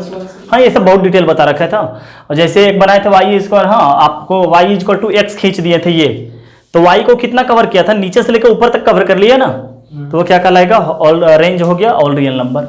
हाँ अब देखिए तो डोमेन और रेंज क्या होता है इसको देखते हैं। क्या कि लेट एफ एंड बी दो अलग अलग फंक्शन है, दो अलग अलग क्या है फंक्शन है, एफ और जी दोनों अलग अलग फंक्शन है। दो एक का मान चलो D1 डोमेन D1 है और दूसरा का डोमेन क्या है D2 है। क्या बोले, एफ और जी दोनों अलग अलग फंक्शन है, एक का डोमेन D1 है और दूसरे का डोमेन D2 है। तो बोल रहा है ओवरऑल डोमेन क्या होगा, सिर्फ दोनों का अलग अलग डोमेन। तो जब दोनों को प्लस करेंगे, हाँ दोनों को एक फंक्शन बना लेंगे प्लस करके, तब उसका डोमेन क्या होगा, तो दोनों का क्या लेंगे, इंटरसेक्शन लेंगे। इंटरसेक्शन बोलने का मतलब जब भी इंटरसेक्शन बोले तो कॉमन वाला पार्ट नहीं खींचते थे ऐसे ऐसे करके, हाँ ये भी ये भी ये भी और सबका कॉमन पोर्शन ले लेते थे, दैट इज इंटरसेक्शन। समझ गए बात को। तो मान चलिए इवेन क्या दो फंक्शन का बात है यहाँ पे, तो एफ एक्स प्लस जी एक्स है ना, इवेन मान चलो 10 फंक्शन, 10 का डोमेन अलग अलग है, 10 का डोमेन क्या है, अलग अलग है। तो सबको क्या करेंगे, सबका रूट जो रहेगा क्या नंबर लाइन पे दिखाएंगे। अब बोलेंगे अच्छा तो पहला ये बोल रहा है तो लो, दूसरा ये, तीसरा ये, और जो कॉमन मिल जाएगा दैट इज डोमेन, इसीलिए D1 इंटरसेक्शन D2। देखो यहाँ क्या है, F X equal to 1/x, G X equal to 1/x minus 1। तो पूछ रहा दोनों का एक साथ डोमेन क्या आएगा, तो कर देते हैं कि इसका एफ एक्स का मतलब 1/x प्लस 1/x माइनस 1। तो दोनों का डोमेन हमको चेक करना पड़ेगा कि ये फंक्शन अनडिफाइंड कहां पे हो सकता है, x इक्वल टू नॉट 0 पे। सोचो ना इसको क्या क्या दे सकता है, इसको सब कुछ दे सकता है, सब दे सकता है, बट सिर्फ क्या नहीं दे सकता है, 0 नहीं दे सकता है। तो क्या आ गया, एफ एक्स का जो डोमेन, अरे बाप रे, इसका डोमेन क्या हो सकता है, इसका डोमेन कि x equal to not 0 and x minus 1 is equal to not 0। सिर्फ नीचे वाला पार्ट क्या होना चाहिए, 0 के बराबर नहीं होना चाहिए, बाकी कुछ भी हो जाए। तो इसके मतलब कि x belongs to all real number except 0, और यहां पर क्या आ गया कि x इक्वल टू नॉट 1, इसका मतलब x belongs to all real number except 1। तो दोनों में एक चीज कॉमन क्या है कि दोनों ऑल रियल नंबर है। हाँ जो दोनों में कॉमन आंसर आ जाएगा वही होगा, समझ रहा, जब दोनों में कॉमन आंसर आ जाएगा वही। तो दोनों में कॉमन आंसर क्या आएगा, दोनों में x belongs to all real number है, तो दोनों का इंटरसेक्शन ले रहे हैं। बस आके जब सीधा सीधी दिख जाता है तो ग्राफ क्या खींचना, समझ गया बात, जब सीधा सीधी दिख जा रहा है तो ग्राफ क्या खींचना, कि दोनों x belongs to all real number है, तो दोनों में पहला कॉमन क्या है कि दोनों में ऑल रियल नंबर है। ओवरऑल पहला को छोड़ने कौन बोल रहा है, 0 को, दूसरा कौन बोल रहा है 1 को, तो दोनों में से 0 और 1 निकाल दो। देखो अब देखो दोनों फंक्शन डिफाइन हो गया, ना इसको 0 मिलेगा ना इसको 1 मिलेगा, बाकी इसके अलावा कुछ भी तुम x के स्थान पर रखो, ये फंक्शन क्या होगा, हमेशा डिफाइन आएंगे। यही अपना क्या हो गया, डोमेन हो गया। x का वैल्यू निकालना ही क्या कहलाता है, डोमेन कहला। इसी तरह आप क्या कर सकते हैं, f माइनस जी एक्स भी कीजिएगा तो वही आएगा अपना, हाँ एफ एक्स माइनस जी एक्स। और दोनों का डोमेन अगर निकालना रहा तो इंटरसेक्शन ही कर लेंगे, हाँ D1 इंटरसेक्शन D2 ही करेंगे। तीसरा भी वही काम करेंगे, हाँ एफ एक्स इंटू जी एक्स रहा तो दोनों का इंटरसेक्शन ही कर लेंगे। समझ गए बात को, इसे डिवाइड में भी कर लेंगे, हाँ जहाँ जहाँ पर डिफाइन होगा वो कर लेंगे। तो आप नोट कर लीजिए इसको, इस बात को। हाँ देखिए कौन सा फंक्शन को कैसे कैसे डोमेन निकाला जाता है, मेथड ऑफ फाइंडिंग डोमेन। जैसे नीचे में कह गया कोई फंक्शन 1/fx और fx नीचे कुछ भी फंक्शन रह गया, तो नीचे वाला पार्ट सिर्फ 0 नहीं होना चाहिए। समझ गए, नीचे वाला कोई भी फंक्शन है तो नीचे कैसे 0 हो सकता है, पॉसिबल ही नहीं है। अगर मान चलिए कोई फंक्शन रूट x के अंदर लिखा हुआ हो तो वो क्या रहता है, fx अगर रूट के अंदर है तो ग्रेटर देन इक्वल टू 0। जो रूट डिफाइन होता है, ये जो रूट डिफाइन इसके अंदर क्या निगेटिव एग्जिस्ट करता है, नहीं करता है। 0 क्या एग्जिस्ट करता है, तो बिल्कुल करता है। समझ गए, तो जो रूट होता है वो हमेशा पॉजिटिव के लिए डिफाइन होता है। समझे, कभी -4 का रूट जानते हैं क्या होता है, नहीं। तो ये क्या होता है, ग्रेटर देन इक्वल टू 0 के लिए जैसे रूट अभी भी क्या है, ग्रेटर देन इक्वल टू 0 के लिए होगा, बट डिनोमिनेटर में है तो इसलिए ग्रेटर देन 0 सिर्फ होगा। इक्वल टू 0 लगा देंगे गलत हो जाएगा ना रूट, क्योंकि नीचे में है ना यार, तो इसलिए सिर्फ ग्रेटर देन 0 होगा। समझ गए, सिर्फ ग्रेटर देन 0 होगा। तो अब देखिए क्वेश्चन देखते हैं हम कि फाइंड डोमेन ऑफ दिस। तो इसका पहला देखते हैं, ये रूट एक्स, जो पहला रूट एक्स है इसका डोमेन क्या आ जाएगा, X is greater than equal to 0 बस। हाँ, तो माने इसका आंसर क्या आ गया कि एक्स 0 से इन्फिनिटी, यही अपना डोमेन हो गया। देखो ना, एक्स को, इस डोमेन को 0 से इन्फिनिटी के बीच में कुछ भी देंगे डिफाइन है। दूसरा क्या है 1/x, तो x इक्वल टू नोट 0 सिर्फ। समझ गया, मतलब कि x belongs to all real number except 0।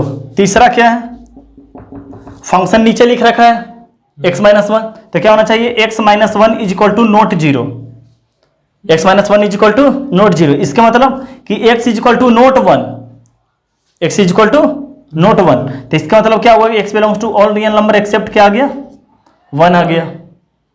समझ गया बात को, एक्सेप्ट 1। देखो ना, इसमें अगर 1 दे देंगे तो नीचे 0 बन जाएगा, तो अनडिफाइन हो जाएगा। ये देखो चौथा क्या है, हाँ चौथा यही समझ लेते हैं हम लोग। चौथा क्या है, 1/x प्लस रूट एक्स। दो अलग अलग फंक्शन का क्या है, तो दोनों का कॉमन आंसर ले लेते हैं। तो पहला का क्या होगा answer, all real number except 0। देखो ना, पहला का आंसर क्या आएगा, ऑल रियल नंबर एक्सेप्ट 0, और दूसरा का आंसर क्या आएगा, x greater than equal to 0। समझ गया बात को, तो इसमें दोनों में कॉमन आंसर क्या आ जाएगा। देखो इसका पहला पार्ट क्या बोला कि x इक्वल टू नोट 0। देखो एक ही क्वेश्चन के अंदर,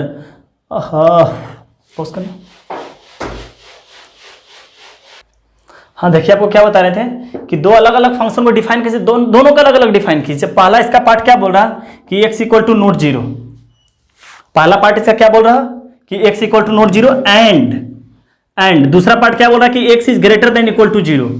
तो दोनों में से कॉमन आंसर क्या आएगा, इसका आंसर क्या आया कि ऑल रियल नंबर एक्सेप्ट 0, इसका क्या आया कि 0 या 0 से बड़ा। तो मतलब ये 0 लेने के लिए नहीं बोल रहा, बोल रहा है 0 से बड़ा। तो मतलब सिंपल क्या हो गया कि ओपन ब्रैकेट 0 से इन्फिनिटी आंसर हो गया। देखो ना, ये क्या बोल रहा कि ऑल नंबर एक्सेप्ट 0, जबकि बोल रहा कि x से 0 से बड़े होना चाहिए। तो दोनों का कॉमन आंसर लिखना है। कॉमन आंसर का मतलब देखो दिखाते हैं तुझको, हाँ जो दोनों में आ जाए। जैसे ये क्या बोला कि 0 नहीं लेना है, बाकी सब कुछ ले लो।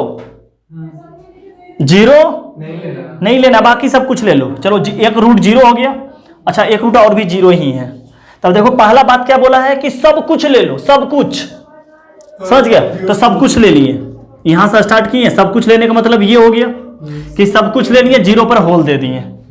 दूसरा पोर्शन क्या बोल रखा है कि 0 से बड़ा ले लो।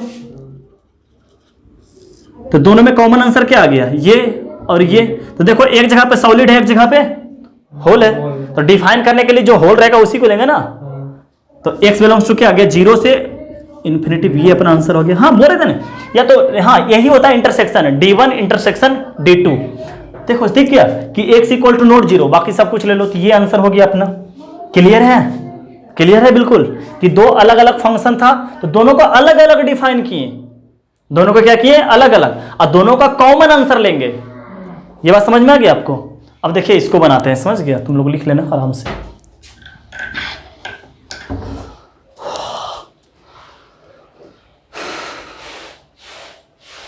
इसमें देखो कि fx इक्वल टू ये है, gx इक्वल टू ये है, f प्लस माइनस, तो ऊपर ही ऊपर लिखा हुआ तो पूरे तरह से डिफाइन है। पहला तो ऑल रियल नंबर हो गया x बिलोंग्स टू, दूसरा का भी क्या हो जाएगा ऑल रियल नंबर, तीसरा का भी क्या हो जाएगा ऑल रियल नंबर। समझ गए, समझ रहा कैसे रियल नंबर होगा, देखो ना कैसे होगा, देखना क्या पहला में क्या बोलेगा f प्लस जी, प्लस माइनस का मतलब पहला हो गया एक क्वेश्चन इसी में बन गया f प्लस जी f माइनस जी। तो प्लस माइनस इसमें कोई मायने नहीं रखता है, बस फंक्शन जो है वो डिफाइन होना चाहिए तेरा। माइनस प्लस इसमें कोई मायने नहीं रखता। तो क्या दे रखा है, अगर पहला फंक्शन बनाते हैं, मान चलो इसके लिए बनाते हैं, इसके लिए सॉल्व करते हैं f प्लस जी, तो क्या आएगा आपका बनेगा पहला में कि x cube plus 2x square plus 3x square minus 1 है। कुछ भी रख दो ना x भैया, कुछ भी रख दो, तो न्यूमरेटर पार्ट में है ही नहीं, तो डर ही नहीं है कोई बात, कुछ भी रख दो, पूरे हिम्मत से रख दो, जितना मर्जी करे। चलिए डोमेन हो गया और रियल नंबर।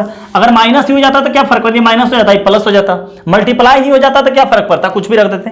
डिवाइड में देखते हैं क्या होता है, मतलब कि चौथा पे क्वेश्चन कि f डिवाइडेड बाई जी, इसका मतलब क्या हो गया बेटा कि 3 ये x cube plus 2x square divided by 3x square minus 1। इसका डोमेन क्या होगा, इसका डोमेन क्या होगा, जल्दी से बता दे मेरे को। नीचे जीरो नहीं होना चाहिए, यही बात ना। अब डिवाइड में आ गया ना तो एक डर बैठ गया कि हो सके कहीं नीचे जीरो ना बन जाए, एक्स का ऐसा वैल्यू रख दें कि जीरो बन जाइए। ये तीनों में डर नहीं था क्योंकि ऊपर जीरो भी डिफाइन है, ऊपर जीरो आ सकता है, नीचे जीरो नहीं आना चाहिए। तो इसके बाद हमको डर लगने लगा, ऊपर इसमें कोई डर नहीं है, ऊपर जीरो बनकर क्या हो, कुछ नहीं है। देखो जीरो के लिए तो जीरो ही बन रहा है ना, तो ऊपर कोई डर नहीं है, बट नीचे जीरो नहीं बनना चाहिए। इसके मतलब हम ये लिख सकते हैं कि 3x² - 1 = नोट जीरो, लिख सकते हैं। इसका मतलब क्या आ गया कि 3x² = नोट 1। इसका मतलब क्या आ गया कि x² = नोट 1/3, मतलब x = नोट +-1/√3 हो जाएगा। देखो ना 1/√3 रखो, 3 से 3 कैंसिल, समझ गया, और 1 - 1 0, माइनस भी रखेगा तो वही हो जाएगा। तो इन दोनों के लिए तो इसका मतलब क्या होगा कि x का वैल्यू तुम कुछ भी रख दो, सिर्फ क्या नहीं रखो, +-1/√3 नहीं रखो। इसी के लिए क्या हो रहा है, ये अनडिफाइन हो रहा। समझ गया डोमेन कैसे निकालते हैं। चलिए आगे बढ़ते हैं।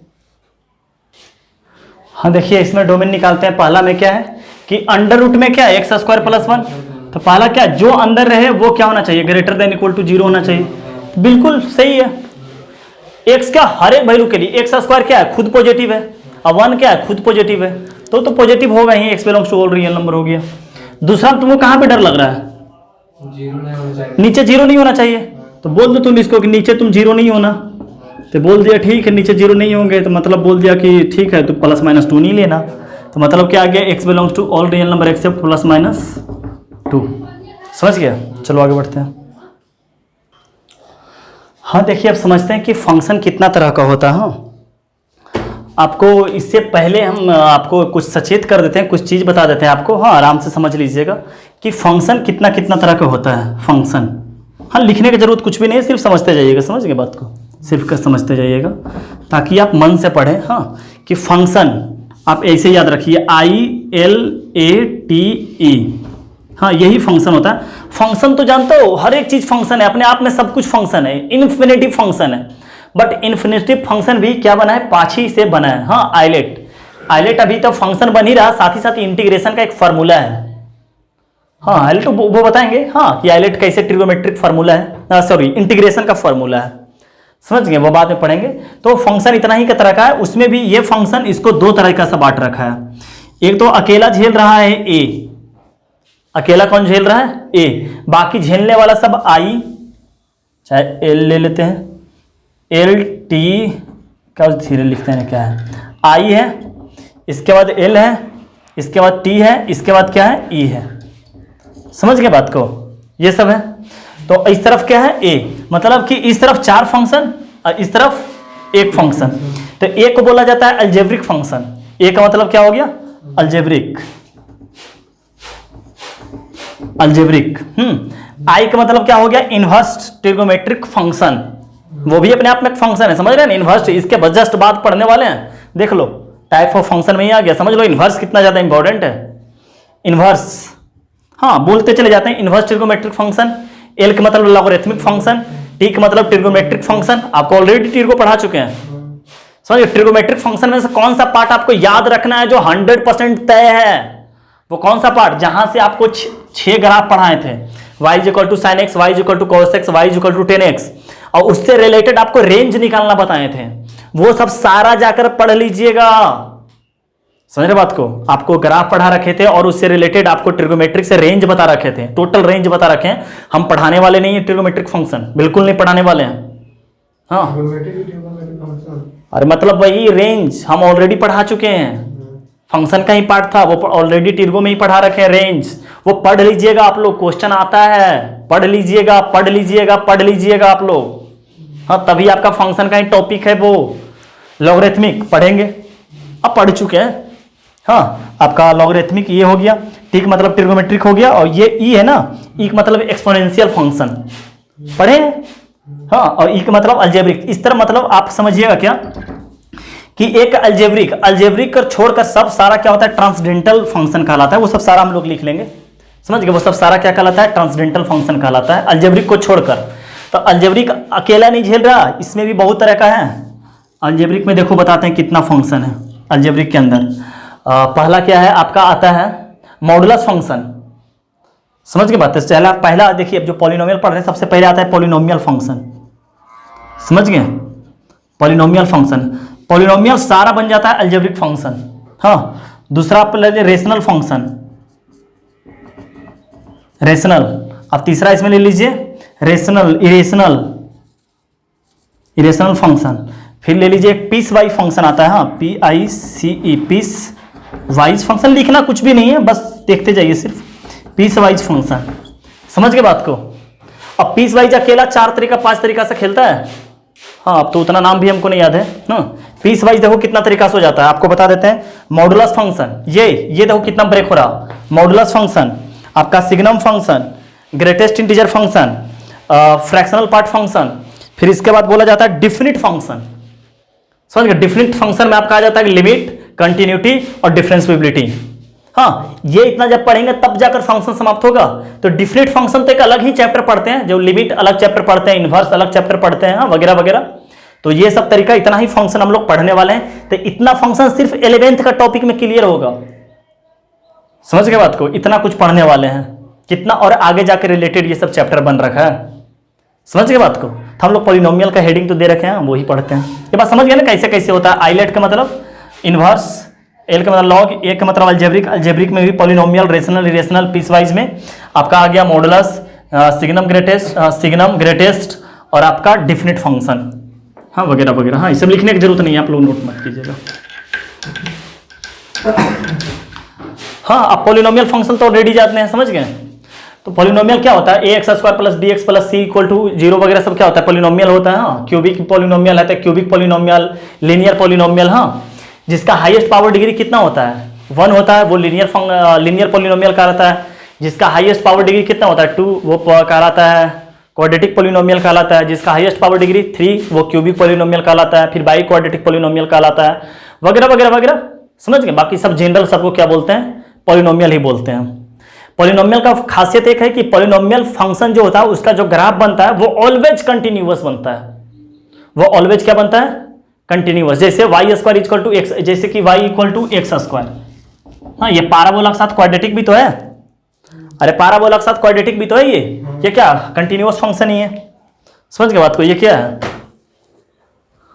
अब अच्छा, ये सब क्या है, अपना पॉलिनोमियल है। समझ गए, ये सब पॉलिनोमियल। अब पॉलिनोमियल का जनरल फॉर्म देखिए ये होता है। जैसे आपको बताते हैं, जैसे n का पावर आप 3 ले लिए तो क्या बन जाएगा, क्यूबिक बन जाएगा। n का पावर 4 लीजिए, क्वाड्रेटिक बन जाएगा, बाई क्वाड्रेटिक बन जाएगा। n का पावर 2 ले लीजिएगा तो क्वाड्रेटिक बन जाएगा। n का पावर 1 ले लीजिएगा तो लीनियर बन जाएगा। हाँ, और देखते हैं पावर एक एक घटते जा रहा है। देखिए यहाँ पर पावर 2 है तो यहाँ पर 1 आ जाता है, यहाँ पर पावर 3 है तो फिर 2 आता है, फिर 1 आता है, पावर घटते जाता है। तो देखिए सबसे ज्यादा पावर कितना लिए इसका, n, इसके बाद क्या लिए n-1, इसके बाद क्या लिए n-2, और लास्ट में क्या आ गया, बिना पावर का हो गया। इसमें हो जाता है लास्ट में इंडिपेंडेंट ऑफ एक्स हो जाता है ना। समझ, इंडिपेंडेंट ऑफ एक्स लास्ट वाला में एक्स रहता है क्या, तो देखो इसमें हट गया, तो ये जनरल कहलाता है। समझ गए। तो क्या पॉलिनोमियल का जो जनरल पॉलिनोमियल है, हाँ, लीडिंग कोफिशिएंट हमेशा 0 के बराबर नहीं होता। क्योंकि मान चलो इसको क्यूबिक बोल रहे हैं, 1 बराबर 0 ही ले लिए तो फिर तो ये खत्म हो गया ना। समझ गए बात को। तो क्या होता है, क्या इसका हाईएस्ट पावर डिग्री कितना हो सकता है, n का मतलब क्या इन्फिनिटिव हो सकता है, नहीं। n का मतलब होता है जिसको हम काउंटिंग करके गिन सकते हैं, वो कहलाता है। nth टर्म वगैरह निकालते थे ना सीरीज एंड सीक्वेंस में, तो जिसको गिन सकते हैं वो क्या कहलाता है, n कहलाता है। तो इन्फिनिटिव नहीं, इन्फिनिटिव तो मीनिंगलेस हो जाता है।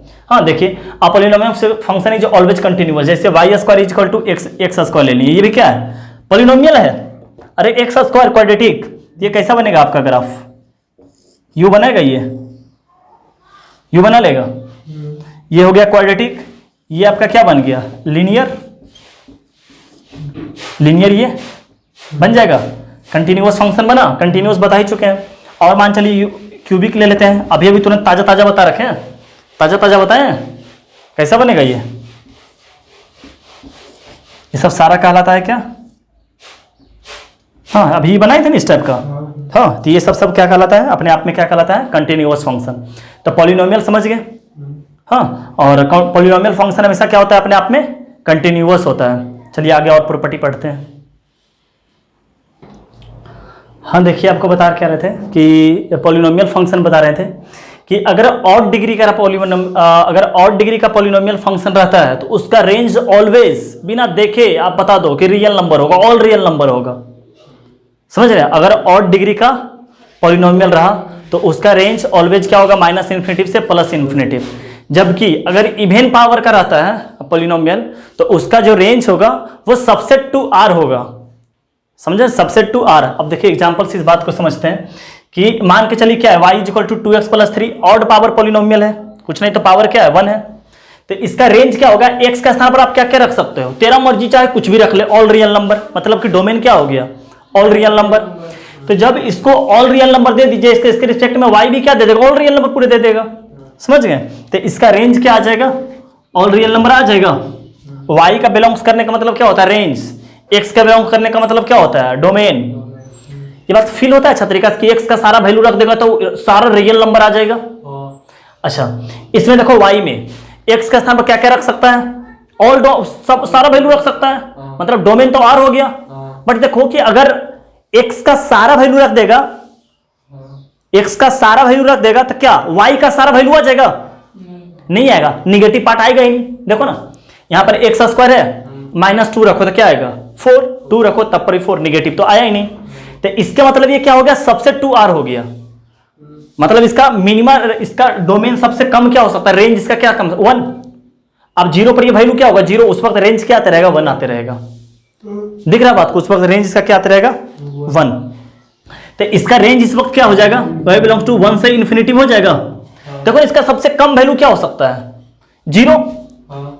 उसके अलावा बताओ कि कुछ कम हो सकता है डोमेन रखने पर। अच्छा, ये बात पूरी तरह से फिल हो गया कि ये तो पूरे इसका y का वैल्यू सब कुछ आ जाएगा, निगेटिव पॉजिटिव जो रखेगा सब कुछ आ जाएगा। बट इसमें नहीं आएगा, इस बात को फिल हो गया कि x का तो निगेटिव रखेगा फिर भी आउटपुट देगा पॉजिटिव। तो इसके मतलब ये समझ गया कि इसका सबसे कम वैल्यू कहां होगा, वो 0। x स्क्वायर का सबसे वैल्यू 0, उस वक्त तो y का वैल्यू क्या हो रहा होगा, 1 हो रहा होगा। तो 1 से लेकर इन्फिनिटी तक इसका रेंज, ये क्या सबसे 2r है,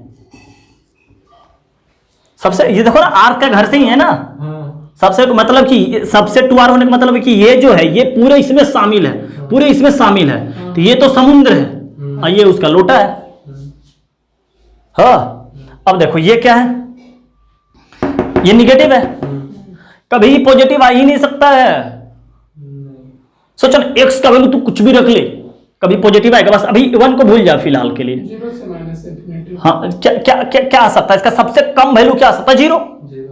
सॉरी नहीं, माइनस इन्फिनिटी आएगा ना सबसे, 0 तो बड़ा हो गया, तो 0 बड़ा हो गया ना। तो x का वैल्यू कुछ भी रख ले, सबसे कम क्या है, ये माइनस इन्फिनिटी। हाँ, सबसे बड़ा इसका हो जाएगा 0। समझ गए? तो देखो ना, इसको -1 भी देगा तो क्या बनेगा 1, सॉरी इसको -1 x का स्थान पर -1 रखेगा तो क्या हो जाएगा, -1 ही रहेगा। देखो ना, इसको -2 देगा तो ये -4 देगा, इसको -3 देगा तो ये -9 देगा, मतलब कि सारा निगेटिव आ जाएगा। इसका मतलब क्या आ जाएगा कि y का जो वैल्यू हो गया माइनस इन्फिनिटी से क्या आ गया आपका, 0 आ गया। समझ गया, 0। अच्छा, 1 यहां पर लगा दीजिएगा तो क्या आ जाएगा, यहां पे 1 आ जाएगा। समझ गया? इसका ना सबसे इसका क्या आ जाएगा, 0। अगर 1 नहीं रहेगा तो सबसे इसका बड़ा क्या हो जाएगा, 0। अगर 1 लगा देंगे तो 1 आ जाएगा। समझ गए? तो क्या ये भी सबसे 2r है, r कहीं घर से तो है। तो ये बात को आप याद रखें कि कोई भी पॉलिनोमियल जिसका पावर ऑड हो, कोई भी पॉलिनोमियल जिसका पावर ऑड हो, उसका रेंज ऑलवेज, कुछ मत सोचो, सीधा ऑल रियल नंबर टिक लगा दो। और अगर इवन रहा तो वो क्या होगा ये तो नहीं पता, क्योंकि अलग अलग हो रहा है ना, देख रहा है इवन पावर के लिए अलग अलग हो रहा है रेंज, लेकिन सबसे 2r होगा ये कंफर्म है। क्लियर है? अब देखो अलजेब्रिक फंक्शन क्या होता है, ये सब कोई काम नहीं आने वाला है। हाँ, बस थ्योरी जान लो। हाँ, अब मजबूरी है मेरा पढ़ाना। अब देखो अलजेब्रिक फंक्शन क्या होता है, function is called algebraic function, सब तो जानता है यार, प्लस माइनस रूट वगैरह सब आ जाता है, सब तो अलजेब्रिक ही कहलाता है, कौन नहीं जानता है। हाँ, इट कैन कंस्ट्रक्टेड, हाँ ये जो बनता है कैसे बनता है, एडिशन से, सब्ट्रैक्शन से, मल्टीप्लिकेशन से, डिवीजन से, एंड टेकिंग रूट्स स्टार्टेड। हाँ, तो ये सब क्या है, अलजेब्रिक है। देखो पॉलिनोमियल फंक्शन भी क्या है, अलजेब्रिक फंक्शन ही है। पॉलिनोमियल फंक्शन भी क्या है, अलजेब्रिक। लेकिन अलजेब्रिक फंक्शन पॉलिनोमियल नहीं है, हो भी सकता है नहीं भी हो सकता। देखो ना, ये क्या है, अलजेब्रिक है, ये क्या है, पॉलिनोमियल भी है। पॉलिनोमियल का मतलब क्या होता है, जो पावर रहना चाहिए वो बिल्कुल शुद्ध रूप से होना चाहिए, नेचुरल नंबर, चाहे होल नंबर भी बोल सकता है। हाँ, कांस्टेंट अपने आप में जैसे 4 है, ये भी अपने आप में पॉलिनोमियल है। कैसे, x का पावर 0 है। समझ गए बात को? तो रूट वगैरह ये नहीं जानता है, रूट वगैरह ये पॉलिनोमियल नहीं जानता, इसलिए ये अलजेब्रिक भी है पॉलिनोमियल भी है। तो क्या बोलना चाह रहे हैं कि सारा पॉलिनोमियल फंक्शन, सारा पॉलिनोमियल फंक्शन अलजेब्रिक हो सकता है, बट अलजेब्रिक पॉलिनोमियल नहीं हो सकता। और बात, जितना अलजेब्रिक होगा तो वो तो अलजेब्रिक होगा, बाकी सब क्या कहलाता है, ट्रांसडेंटल कहलाता है। जैसे total trigonometric function, log function, exponential function और एक फंक्शन इनवर्स ट्रिगोमेट्रिक फंक्शन, ये सब क्या है, ट्रांसडेंटल फंक्शन है। हाँ, वो सब बताते हैं। तो ये समझ गया कि जिसमें प्लस माइनस रूट वगैरह लगा हुआ रहता है वो क्या कहलाता है, अलजेब्रिक फंक्शन। बस इतना ही जान ले। इसमें एक चीज और क्या सीखे कि सारा पॉलिनोमियल फंक्शन अलजेब्रिक फंक्शन हो जाएगा, बट अलजेब्रिक फंक्शन पॉलिनोमियल नहीं होगा, हो भी सकता है नहीं भी हो सकता। समझ गया बात को? चलिए तो आगे बढ़ते हैं, नोट करके ये बात लिखा देते हैं आपको। हाँ देखिए आप कि हम बता रखे थे आपका क्या कि a polynomial function are algebraic but not the converse. समझ गए, बता रखे हैं। और जो फंक्शन क्या कहलाता है कि अलजेब्रिक नहीं होता है वो क्या कहलाता है, ट्रांसडेंटल कहलाता है। आपको तो बता रखे हैं क्या, ILATE। समझ गए? तो इसमें अलजेब्रिक को हटा दीजिए, बाकी ये सब क्या कहलाता है, ट्रांसडेंटल फंक्शन कहलाता है। अलजेब्रिक भी बता रखे हैं कौन कौन है, पॉलिनोमियल है, रेशनल है, इरेशनल है, पीस वाइज में कौन कौन आ गया था, मॉडुलस आ गया था, सिग्नम आ गया था, GIF आ गया था, फ्रैक्शनल पार्ट आ गया था, फिर लिमिट आ गया था, कंटिन्यूटी आ गया था, डिफरेंशियलिटी आ गया था, वगैरह वगैरह सब क्या अलजेब्रिक ही है। समझ रहे, बहुत बड़ा है। हाँ, तो वही ट्रांसडेंटल का एग्जांपल लिख दिए, sin x cos x, exponential function, inverse function. हाँ, रेशनल फ्रैक्शनल रेशनल फंक्शन, हाँ पढ़ लीजिए कि दिस बाई दिस के फॉर्म में रहना चाहिए और पॉलिनोमियल के फॉर्म में रहना चाहिए। हाँ, तो वो कहलाता है अपना। आगे बढ़ते हैं। हाँ देखिए, अब डोमेन निकालते हैं, समझ गए बात को? तो क्या है, पहला क्वेश्चन क्या है कि fx इक्वल टू दिस। तो क्या डर कहाँ पे है आपको, नीचे जीरो नहीं होना चाहिए, मतलब कि x square minus 5x plus 6 is equal to not zero. इसका मतलब क्या हो गया कि x minus 2 x minus 3 is equal to not zero. इसका मतलब कि x equal to not 2 and 3, मतलब कि x belongs to all real number ले लो जिसमें 2 और 3 को क्या कर दो, छोड़ दो। सही है? इसमें देखिए तुमको डर कहाँ पे लग रहा है, ऊपर कुछ भी हो जाए उससे कोई मतलब नहीं है, ऊपर कुछ भी हो जाए, सिर्फ देखना है डोमेन का मतलब सिर्फ x देखो कि क्या क्या रख सकते हैं। तो आप क्या अंदाज भी बता देगा कि x का वैल्यू -2 मत रखना सिर्फ। हाँ, तो डर क्या आप बताते रखे थे, x plus 2 is equal to not zero. सही है? यहाँ पे क्या है, रूट का मतलब क्या होता है, इसके लिए डिफाइन होता है रूट के अंदर। ये रूट के अंदर क्या रहे, भाड़ में जाए, बस रूट दिखाई दे तो greater than equal to zero लगा दे। समझ गया? अब इसको एलसीएम ले लेते हैं। समझ गया? तो x square minus 1 greater than equal to zero, इसका मतलब x minus 1 x plus 1 divided by x greater than equal to zero. तो इसका रूट क्या क्या आ गया, 1 माइनस 1 जीरो, जीरो है ना इसका रूट। तो x का वैल्यू आ गया 1 माइनस 1 और जीरो। नंबर लाइन पे दिखा दे, -1 0 और 1 प्लस माइनस लगा ले। समझ गया? क्या x का वैल्यू जीरो होगा, इसमें नहीं होगा, x का वैल्यू जीरो नहीं होना। तो x का वैल्यू क्या पॉजिटिव के लिए बोल रखा है, तो क्या आ जाएगा -1 से 0 पे ओपन ब्रैकेट। क्यों? क्योंकि जीरो होना चाहिए तो तरीका से क्लोज, बट जीरो रूट नीचे का है, और फिर क्या हो जाएगा यूनियन 1 से इंफिनिटी। ये अपना क्या आ जाएगा, आंसर आ जाएगा। समझ गया? तुमको डर किस बात का था कि रूट जो है इसके अंदर जो होना चाहिए वो क्या होना चाहिए, पॉजिटिव। पॉजिटिव ले लिए, फिर तो इंटरवल वाला सॉल्व कर लिए। समझ गया? जीरो के क्यों ओपन ब्रैकेट कर दिए, था तो क्लोज ब्रैकेट, बट जीरो पर क्यों लगा दिए ओपन ब्रैकेट। क्लियर है? चलिए आगे बढ़ते हैं। हाँ देखो, डोमेन निकालने बोल रहा, चौथा नंबर पे हम लोग देखते हैं। हाँ, रूट के अंदर बैठ रखा है, सीधा क्या लिख दो, निगेटिव से मल्टीप्लाई कर देते हैं, हाईएस्ट डिग्री अपने पॉजिटिव चाहिए रहता है। तो x square plus x minus 4 less than equal to zero. बोलो सही है? इसको ब्रेक कर लेते हैं, इसका डायरेक्ट रूट नहीं निकल पाएगा। समझ गया? डायरेक्ट। अच्छा, एक बात मानते हो तुम लोग कि क्या कि अगर मान चलो x square minus 5x plus 6 equal to zero रहता है, तो x माइनस 2 और x minus 3 equal to zero करता है। तो x का वैल्यू आता है 2 और 3, यानी कि जो रूट आता है उसको नंबर लाइन पे दिखाता है। ये बात पकड़ते हो कि जो रूट आता है उसको नंबर लाइन पे दिखाते हैं। ये कंफर्म है, याद कर लेना कि रूट को नंबर लाइन पे दिखाता है। तो यहाँ पर डायरेक्ट रूट नहीं निकल रहा ना, तो हम लोग श्री धनचार्य रूल लगा लेते हैं ना। तो x इक्वल टू क्या आ गया minus b plus minus under root b square का नाम पर 1 माइनस 4 ए का नाम पर 1 और सी का नाम पर -4 डिवाइडेड बाई 2a ए का नाम पर ये तो -1 plus minus under root 17 divided by 2 यानी जो x का रूट आया वो क्या आया -1 plus root 17 divided by 2 -1 minus root 17 divided by 2 यही है ना। तो रूठी को तो नंबर लाइन पे दिखाते हैं, अरे रूठी पे नहीं दिखाते हैं भैया, बोलो ना। हाँ ये क्या आ गया -1 माइनस रूट 17 डिवाइडेड बाई 2, छोटा ये है ना, अब बड़ा क्या -1 प्लस रूट 17 डिवाइडेड बाई 2। अच्छा इनक्वालिटी के साइन बदले है ना, तो प्लस माइनस प्लस आंसर क्या आ जाएगा अपना, और हाँ ये से ये हो जाएगा क्लोज ब्रैकेट के साथ, ये अपना आंसर हो गया। ये समझ में आ गया बात को कि रूट को दिखाते हैं ना, पर इसे पता नहीं चल रहा था, डायरेक्ट ऐसे रूट हम लोग डायरेक्ट निकाल लेते थे, तब तो इरेशनल टाइप का आ गया ना रूट। क्लियर है, आंसर ही है ना बिल्कुल। इसमें डर कहाँ पे है तुझको, एक्स स्क्वायर माइनस 4 जीरो नहीं होना चाहिए। अब रूट में है तो रूट के नियम के अनुसार greater than equal to zero होना चाहिए, बट नीचे है मतलब सिर्फ ये लिख देते हैं x square minus 4 greater than zero. अगर यही चीज ऊपर रहता तो greater than equal to zero जो यहाँ पर लगा रखे हैं, बट नीचे है, नीचे जीरो भी नहीं होना चाहिए और ये पॉजिटिव भी होना चाहिए। तो एक्स स्क्वायर सॉरी इसको ऐसे कर लेते हैं, एक्स माइनस 2 और एक्स प्लस 2 कर लें, समझ रहे हैं कौन फॉर्मूला लगाए हैं, एक्स स्क्वायर और 2 का स्क्वायर कर लिए, तो ए स्क्वायर माइनस बी स्क्वायर वाला। तो ग्रेटर देन जीरो के लिए तो सीधा जानते हैं माइनस इन्फिनिटी से छोटा रूट यूनियन बड़ा रूट से इन्फिनिटिव, याद है कहाँ पे डर है, फिर से रूट। तो x minus 3 equal to greater than zero, x is greater than 3, x का वैल्यू 3 से इन्फिनिटिव। चलिए आगे बढ़ते हैं। हाँ इस क्वेश्चन को देखिए, आपको इस क्वेश्चन में कहाँ कहाँ डर लग रहा है, नीचे ऊपर तुझको नहीं डर लग रहा, ऊपर भी तो पॉजिटिव रहना चाहिए।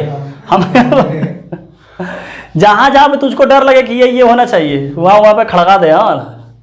तुझको क्या ऊपर सबसे पहली बात क्या होना चाहिए कि x square minus 5x plus 6 greater than equal to 0 and चाहे ऑनलाइन खींच दे, और याद रखना कि इंटरसेक्शन लेंगे, इंटरसेक्शन लेंगे, समझ गए ना, ये बात मन रखना, क्योंकि बताए थे कि एक ही क्वेश्चन के अंतर्गत इंटरसेक्शन ले लो, ये भी, और नीचे वाला जीरो भी नहीं होना चाहिए, एक्स प्लस ये जीरो नहीं होना चाहिए, समझ गए बात को, ये जीरो नहीं होना चाहिए। तो यहां से क्या आ जाएगा x minus 2 x minus 3 greater than equal to 0, ये बोल रहा। तो ये मन ही मन क्या बोल दिया तुझको, देखना कि x belongs to minus infinity से छोटा रूट, याद है ना इसे। अब क्लोज ब्रैकेट यूनियन बड़ा ब्रैकेट से इन्फिनिटिव बड़ा रूट से इन्फिनिटिव, ये इसका डोमेन हो गया। और ये बोल रहा है कि x प्लस 3, इसका मतलब क्या कि x इक्वल टू नोट 0 और -3। देखो ना इसका मतलब x का वैल्यू 0 नहीं होगा, x का वैल्यू -3 नहीं होगा, मतलब कि x का वैल्यू सब कुछ हो जाएगा। तो बिल्कुल x का value all real number except 0 और 3। तो ये भी आंसर ऐसे नहीं, दोनों का कॉमन आंसर, समझ गए बात। तो दोनों कॉमन आंसर क्या है, एक तो ये है, तो हमको पता नहीं चल पा रहा, तो हम क्या करेंगे, हम तो गरीब बच्चा है तो बड़ा तेजी से ये खींच लेंगे। एक तो अगर देख के पता लगा लेता तो ठीक है, नहीं तो गरीब बच्चा है तो अपना रूट खोज लो, सबसे छोटा रूट -3, इसके बाद 0 2 उसके बाद 3, सही है। पहला पोर्शन क्या बोल रहा है तुझको, माइनस इन्फिनिटिव से 2 क्लोज ब्रैकेट है बिल्कुल, इसके बाद 3 से इन्फिनिटिव, साथ ही साथ यूनियन में तो साथ ही साथ लगा दे। फिर क्या बोल रहा कि सब ले लो, सब ले लो, सब लेने का मतलब यहां पे लाकर छोड़ दो, अरे छोड़ दिया ना, हाँ। फिर क्या बोला, सब ले लो, सब ले लो, -3 पे अरे यार गदावा -3 था ना छूटल हो, ये और उसके बाद ये, इसके बाद सब खींच दो। तो तेरा ब्रेक कहां पे हुआ है, देखो यहां से यहां ले सकता है, यहां से अच्छा, ये भी ले सकता है और ये भी ले सकता है, देख रहा है जितना कॉमन। तो हम लिख सकते हैं x का वैल्यू क्या होगा, माइनस इन्फिनिटिव से -3 यूनियन -3 से 0, समझ गया, -3 से 0, और क्या हो जाएगा यूनियन 0 से 2, 0 से 2 यूनियन 3 से इन्फिनिटिव आ गया। इसको एक आंसर और लिख सकते हैं और करके, हाँ इतना बड़ा सुंदर अच्छा आंसर नहीं लगता, सबसे अच्छा आंसर का देखो ना, माइनस में लगातार कहाँ तक है, 3 पर नहीं टूटा है, फिर 3 से स्टार्ट हो गया 0 से 2 तक, मतलब इन्फिनिटिव तक, माइनस इन्फिनिटिव प्लस इन्फिनिटिव गया ना, और देखो ना माइनस इन्फिनिटी से प्लस इन्फिनिटी तक गया, उसमें से कुछ निकाल देते हैं।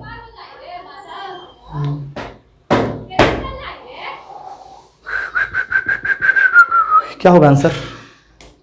आंसर क्या होगा? अरे आंसर तो यहीं पर देख के लिख सकते थे ना कि माइनस इन्फिनिटी से 2 यूनियन 3 से इन्फिनिटी में डर क्या था? इसके बीच में जीरो आ गया था, इसके बीच में जीरो आ गया था, जीरो को गोली मार देता। इसके बीच में -3 आ गया था, -3 आ गया था, तो उसको भी गोली मार देते, तो वही आंसर हो जाता। हाँ, तो आंसर सीधा यही लिख लो। हाँ देखो ना, x belongs to minus infinity से 2 यूनियन 3 से इन्फिनिटी। अच्छा 2 पे क्लोज ब्रैकेट है ना, 2 पे क्लोज ब्रैकेट। हाँ, तो इसमें क्या आंसर नहीं होना चाहिए? 0 और -3 नहीं होना चाहिए, 0 और -3 नहीं होना चाहिए। तो क्या इसमें आंसर में 0 है? बिल्कुल है, बिल्कुल है। तो आप माइनस करके 0 हटा, क्या इसमें -3 है? तो बिल्कुल है, तो वो हटा दो, यही आंसर हो गया। यही बात ये भी बोल रहा है कि देखो ना, यही बात माइनस इन्फिनिटी -3 यूनियन 3 से 0 यूनियन 0 से 2 यूनियन 3 से इन्फिनिटी, वही बात सेम आंसर है। हाँ, यही शॉर्टकट में ये बात लिखना चाह रहे थे कि माइनस इन्फिनिटी से 2, देखो ना, है ना, माइनस इन्फिनिटी से 2 डायरेक्ट पहुंच गए, यहां तक लगातार है। देखो ना, यहां तक लगातार है, यहां तक है ना लगातार। हम कुछ और सोच रहे हैं। हाँ, हम कुछ और सोच रहे हैं। हम तो सोच रहे हैं माइनस इन्फिनिटी से प्लस इन्फिनिटी तक गया है। सोचा नहीं पा रहा, बट सोचते हैं। क्या है, माइनस इन्फिनिटी से हम प्लस इन्फिनिटी तक अगर ले लेते हैं, ऑल रियल नंबर ही कर देते हैं। देखते हैं, और सिर्फ -0 ऑल रियल नंबर, इसमें से हटा क्या देते हैं कि माइनस इन्फिनिटी 2 तक है ही है। अच्छा, इसमें 0 और 3 हटा भी है ना, चलो यही आंसर ले लेते हैं, ज़्यादा करना भी गलती है। हाँ, एक आंसर तो ये है ही अपना। चलिए आगे बढ़ते हैं। अच्छा एक क्वेश्चन और, एक क्वेश्चन और है। हाँ, तो ये अपना आंसर लिख लेना। हाँ, इसमें तेरे को डर कहाँ लग रहा? तेरे को डर कहाँ लग रहा कि x + 2 ग्रेटर देन 0 होना चाहिए एंड x + 4 भी ग्रेटर देन 0 होना चाहिए? बोलो सही है? नहीं, गलती कर दिया ना। x + 2 = नॉट 0 होना चाहिए। सही रूट में है। हाँ, ये तो रूट में है ही नहीं, ये तो 0 नहीं होना चाहिए ना। ग्रेटर देन 0 क्या होगा? ये तो 0 नहीं होना चाहिए। ये क्या होना चाहिए? तो x = नॉट -2 होना चाहिए एंड x ग्रेटर देन -4 होना चाहिए। तो आंसर क्या आ जाएगा? यही आंसर है। देखो ना, नंबर लाइन पे खींच लो, डर लग रहा तो। हाँ, तो -4 और -2, पहला पोर्शन क्या बोल रहा है कि सब ले लो -2 छोड़कर, सब ले लो -2 छोड़कर। दूसरा क्या बोल रहा है? -4 से इन्फिनिटी भी ले लो। तो आंसर क्या हो गया? ये से ये और ये, तो x बिलोंग्स टू -4 से -2 यूनियन -2 से इन्फिनिटी। तो सीधा तू आंसर लिख ले कि x बिलोंग्स टू -4 से इन्फिनिटी एक्सेप्ट -2। हो गया ना? तो ये अपना आंसर हो गया -4 से इन्फिनिटी। हाँ, एक क्वेश्चन और लेते हैं। हाँ देखिए एक क्वेश्चन। हाँ, आपको डर कहाँ लग रहा है? ये बात पर कि 0 नहीं होना चाहिए, मतलब कि x + 1 = not 0 and 4 - x² greater than equal to, sorry equal to नहीं, सिर्फ ग्रेटर देन 0 नीचे है ना, सिर्फ ग्रेटर देन। यही बात ऊपर रहता है, ऊपर में इसके लिए तो कोई डर ही नहीं है। ये x + 1 0 बराबर नहीं होना चाहिए, ये क्या होना चाहिए? ग्रेटर देन 0 होना चाहिए।